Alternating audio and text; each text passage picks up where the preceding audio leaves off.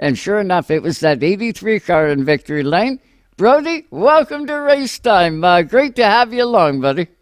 Yeah, I'm really glad to join you. Thanks for having me. Hey, nice shop, I might add. Do you see the 83 car all prepped behind you? Is it ready to go again, or is it a It's work in progress? it's not even close. We had so many problems at the start of the year. I just kind of neglected all my normal maintenance stuff. We just battled issues every week, and now I'm to a point where I have to go through everything with a fine tooth comb and try to catch up to where I should be. So Well, you've definitely caught up and surpassed. Friday night was a real good run for the 83 car. No one was going to top you on Friday night, race one. no, I was pretty confident after practice. We're normally 2/10 off in practice. That's kind of our normal. We're definitely not the number one team. We try our best, but we do as good as we can every week. And man, we came out really strong, and I felt really good. I had the confidence to make the changes that I think we needed, and I can't say we did anything wrong. So I'm super happy with how it went. But I got to tell you, from a race fan's perspective, it's refreshing to see the effort that you're doing. Or in the 57, he pulled off a win just a week ago. The different guys that have been consistently top five, top 10, but didn't break into the role of that winner until recently. And guys like the number one, the Trevor Culver, he's trying his damnedest to get back to victory lane, and he's missing it by a bit now, where you guys have picked it up that little bit. I don't think he's lacking anything. I think you guys are just on point now. Yeah, I think the entire series is really elevated this year. The first week we felt we were doing good. I think we were 12th in practice. We were like 2/10 off the fastest car, and on a normal night that would have been our top five. We would have been comfy. We would have been happy, and it's just not the same this year. Every single car out there is fast, and if they start up front or make those passes early, it's really hard to get by those guys. What's it been like this year? Noticeably different for really the whole group. And what a beautiful field of super stocks. They're unmatched anywhere else in this country. When you see super stocks at Delaware, it is the real deal. You're in for a show when you get to Delaware and watch you guys. It's amazing. What's it been like preparing for this year and knowing the competition is all right there? I think our winter was weird. We had a big wreck at the end of the year last year, and we needed a front clip. So we kind of knew that we were going to be missing the mark at the beginning of the year, and we were, just not with what we expected. It was everything but the clip that hurt us. I had fuel problems, electrical problems. I had every problem you can imagine. So we had to work through all that stuff before we could work on the car and make it faster. The clip wasn't horrible to catch up on, but it was all the other stuff that put us 3 weeks behind, and it's shown up until this point for sure. That's amazing. And it's got to be demoralizing, but yet it's got to put wind in your sails. You go from that 12th place, and all of a sudden now you're battling for 7th and 8th. And then the next week you pick it up another 10th, and you're gaining on it all the time. That part, maybe fans don't really see that unless you're a fan of the 83 car watching the progress. And then all of a sudden, boom, there you are. You're in victory lane and you're up competing in that top three slot. It's got to feel great. No, it does. And even our first race of this three in a row thing, I think that was when we finally got everything kind of sorted other than setup stuff. So we could finally sit back and come home and put the car on the scales every night and work on things and try to make it better. I mean, we gained a tenth a week for the last 3 weeks. We knew what we needed to do. We came home, we worked on it, and we made the right change every single time.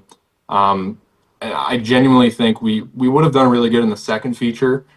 My head just got too big, and I tried to get under a car when I probably should have waited another lap, and I knocked the toe out on like lap three. But I do think that it wasn't a fluke. yes, we started close to the front and we got out quick, but I don't think we're that far off of what the fastest guys are now. So we should be right there. Oh, I guarantee you weren't off. You were right there, man. One of the toughest things to do is have the lead and keep it when you got all those hungry dogs coming at you. Brody, tell us about the crew you got assembled. How long have you guys been a crew? So for me, it was my parents in the beginning. We started at Chesterman's at their indoor dirt track. So I mean, my parents have obviously been there since day one. My brother's a huge help. He's my spotter. And then my wife does everything she can to help out between the social media stuff and then everything around the house that I don't get done or I need time out here, right? She's the one who makes that happen and she picks up the slack around here to get me out here. And then there's so many friends and cousins and other people who they might not be there every Friday, but they always make it work and they fill the gaps, right? There's always bodies out there helping me. Yeah, it's all part of the team, and it doesn't happen by one. It takes all those different pieces to get success and to have it. How about sponsorship on the 83? How's that? So a new one and my biggest one now, he started helping us out last year is Josh Parkinson. And he's Parky's Picks, the name. You'll see it on the hood and the quarter panel. It's all over the place. And then one of my like longest time sponsors will be Dave's Auto Glass, and they're in St. Thomas. He's been with us for it's been 10 years for sure. Wow. And then Litzer's Tree Service is a younger guy that I went to school with. He owns a tree company now from St. Thomas. He's on there. And then it's Basque Leisure in London, Hanford Tire and Service, PH Renos, Coffee News, Chops Picture Framing, Remax, Damien Steel, APC in St. Thomas, and then Air Liquide in London, Gateway Customs Broker, and Medlin Custom Services. And then a new one we picked up this year is SAF Mechanical Steels. They kind of work hand in hand with what I do as a full-time job, and I built a relationship with them, and it's been really good too. So there's a long list of people who make this happen for me. Well, you would have made them all extremely happy with the success on Friday night. Now you got a chance. Now you got the wind in the sails. Now it's time to get more. Knowing you won't be satisfied with just that one win. You want to get after it. Super stock, incredibly tough at Delaware. How about the future? What are you looking at, Brody, down the road? I mean, in my head, I would love to run a late model, but I know it's just not something that I don't think it's something that I can just pick up and move into. I feel like these super stocks are very on their own. I'm still working with leaf springs. I don't have bump stops. I don't have any of that stuff. We have conventional springs and leaf springs, right? Like we're very simplified. And I mean, my entire career in a full body car, which has only been 4 years, the whole time I've been doing this, it's been with this stuff. It hasn't been with the late model thing. And don't get me wrong, I'd love to sell it all and go do it, but it's just not really something in the cards. And if I could get really, really good at this, I think the inner me would be satisfied. Yeah, and there's nothing wrong with that. There's lots of guys that make the mistake of trying to make that jump. A affordability issue. B, their crew is put together and everything is just peachy here.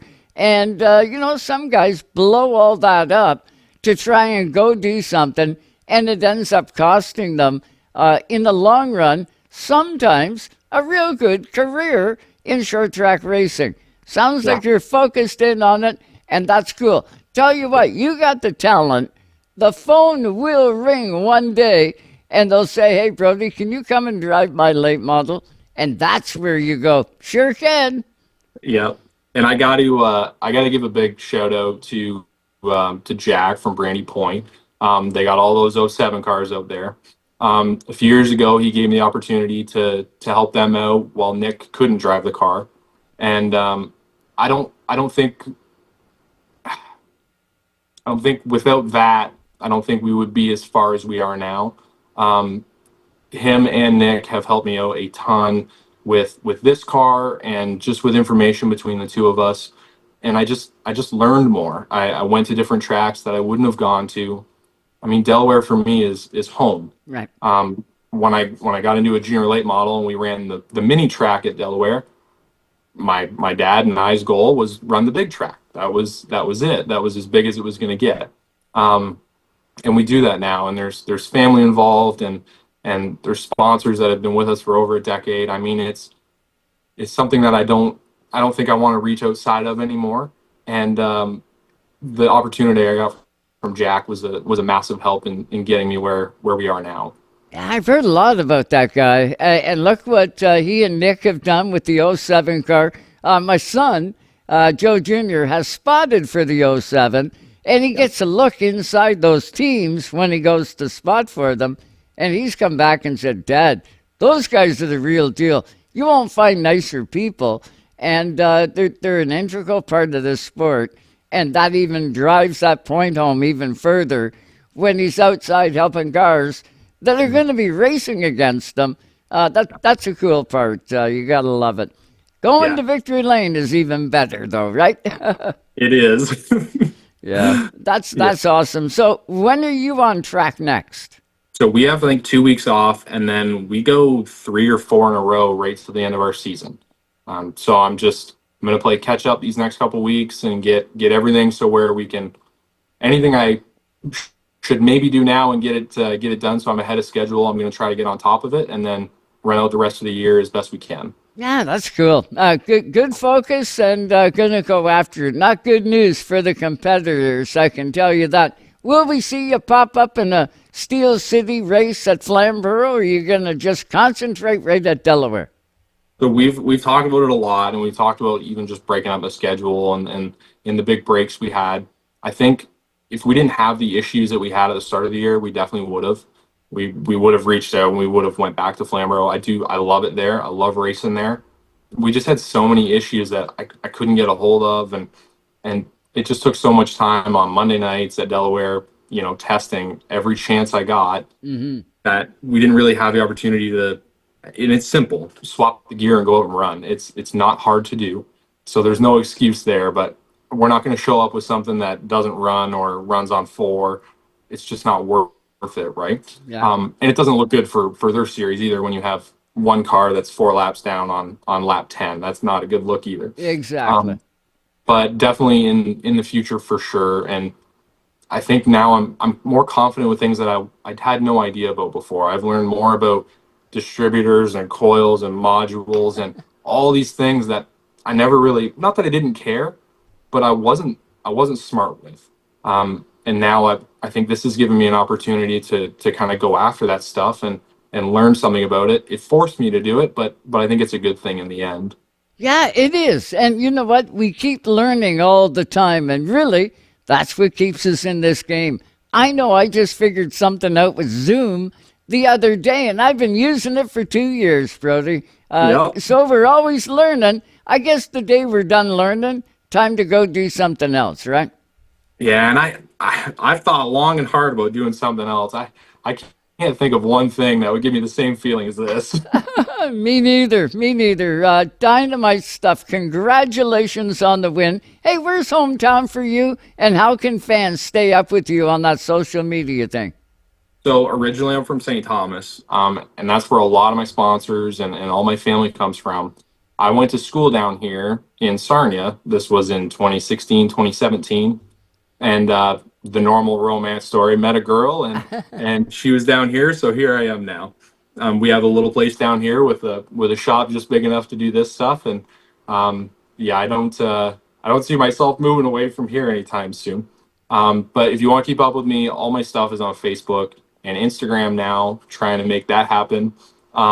We try to post as much as we can, but we're a family, and my wife does the majority of the work, and we got a small kid. Things are busy, but we try to keep updated, and we try to keep the fans in the loop with what we're doing and what's upcoming, and any follow on there, we'll keep them up to date. Well, you do a dynamite job. I've got the same here. If it wasn't for my wife, I'd be somewhere else doing something. She keeps Yeah. everything going and man, we couldn't do it alone. Brody, congratulations on the win. Love having you on Race Time Radio, and let's do it again. Look at Jake Sheridan. He started with one win. Now he can't deal with a second place. He's in the win all the time now.